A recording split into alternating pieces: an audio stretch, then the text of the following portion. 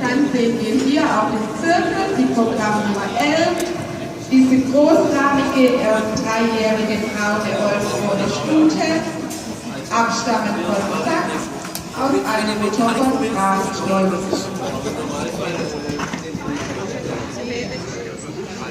Sie ist erst seit ca. 8 Wochen unter dem Sattel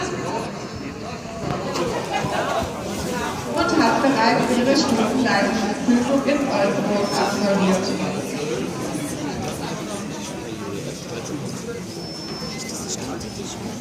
Und als drittes die Fuchsstute, Programmnummer 14, Diamond Lady, eine Stute im Alter von 10 Jahren, abstammend vom Dressurpferdevererber Diamond Hit, aus einer Mutter von Cordial Medder, vorgestellt von Christiane Schneider. Ist dieses Pferd bis zur Dressur der Klasse L platziert und ausgebildet bis auf M-Niveau. Auch sie ist ein absolutes Anfängerpferd und sehr leichtgültig.